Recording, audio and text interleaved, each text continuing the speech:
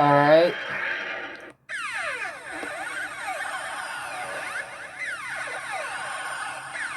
Alright.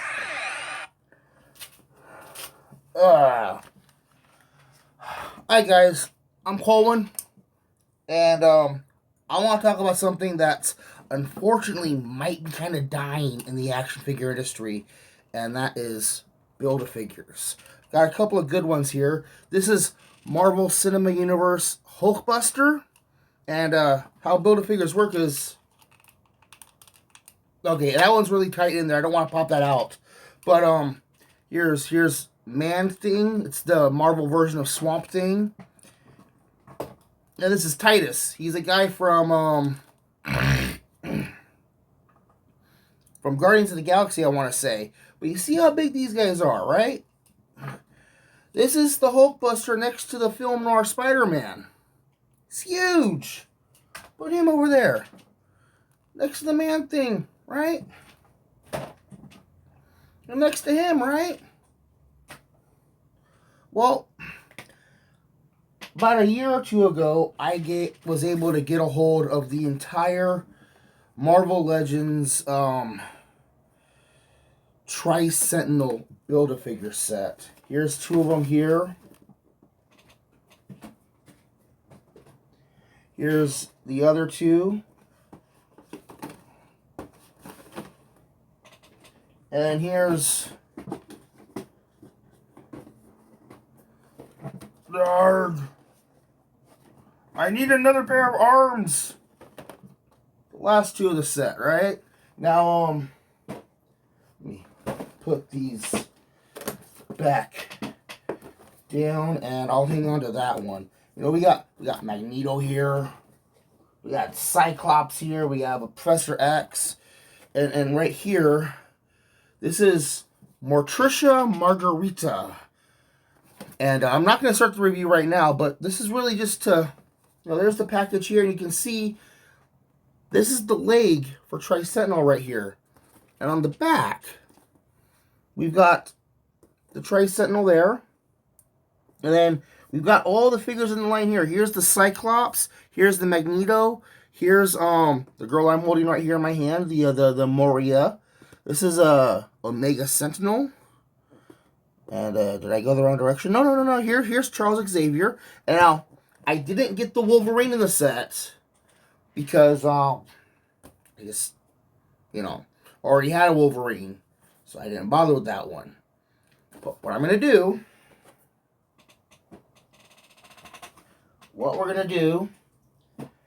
is we're gonna go through each of these. We're gonna unbox them.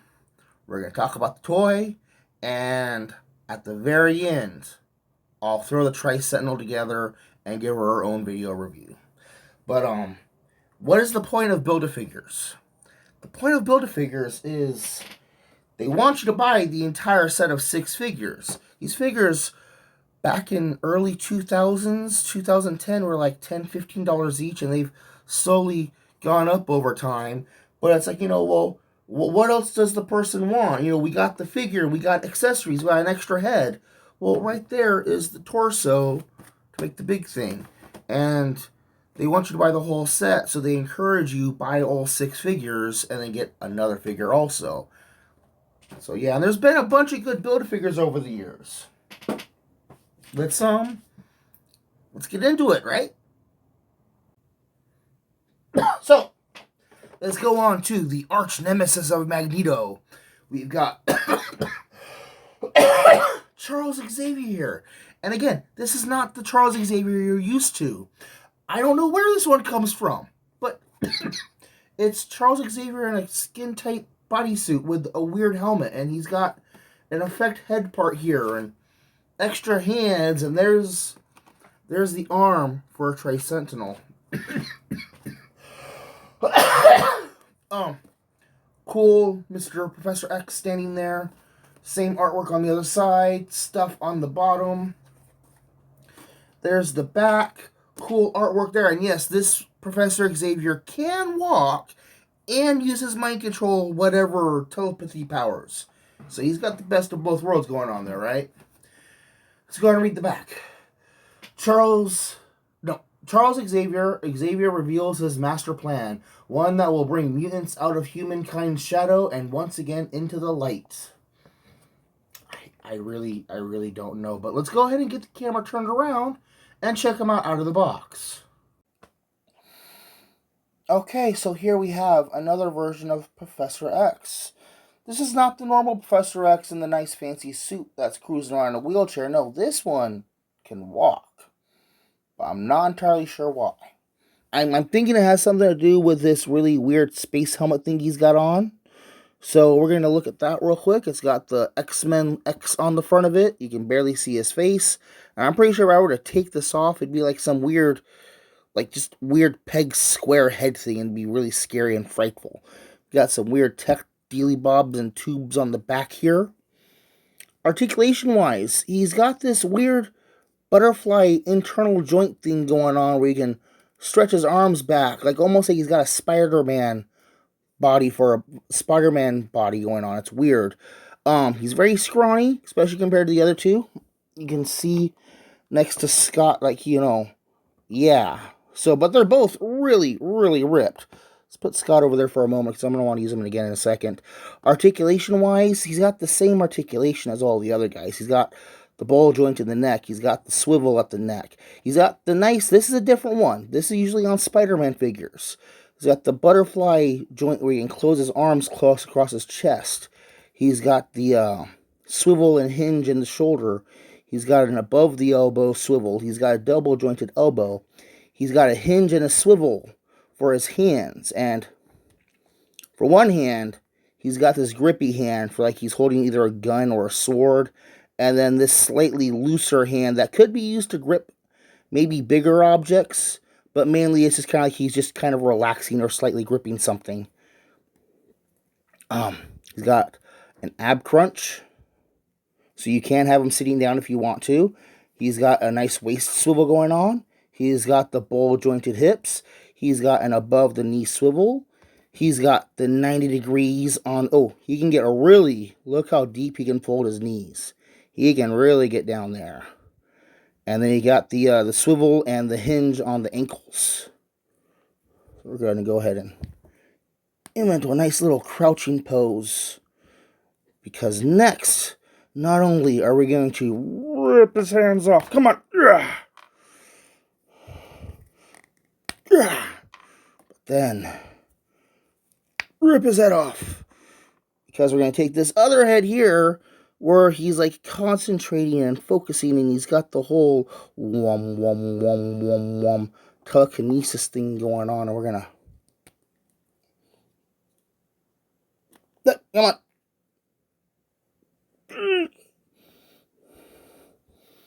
I know I've had it on there before. Should not be that hard to get back on. Oh, wow. That is a tight little ball right there. Okay. We're going to leave that alone. And I'm going to take this hand here. No, it goes the other way. Peg that in there. Peg that there. And now we can have him doing the whole, I'm trying to find other mutants. I sense other mutants in nearby.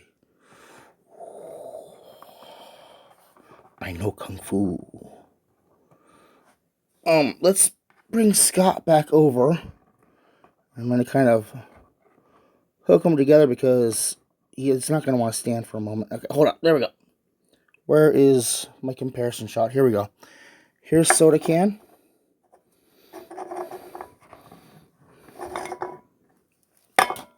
Ah. Hey, Scott. Give me a hand here. Can you stay there? All right. Professor, can I get you to stand up straight? Come on. Some of these joints are like really nice and stiff. And you want stiff joints because once you get them set, that means that the guy's not going to fall over. But then sometimes finding the right pose can be difficult. We've got Dead Autobot and Barricade. And we got Film Noir Spider-Man. So yeah, if you see this particular Professor X around, maybe grab one if you don't already have one. It's a decent... Oh, come on, Scott. Come on. Scott, buddy, come on. I forgot your comparison shots earlier, and now you're going to do this on me, huh? Come on. Tilt that leg back. And just lean back against... There we go. Lean on Magneto for me. It's got the cool accessory. He's got the weird techno helmet. He's got the extra hands so he can do the whole I'm searching out for telekinetic stuff. And he's got the weird telekinesis effect. It's a good figure. I mean, go pick him up. It's fun. Alright.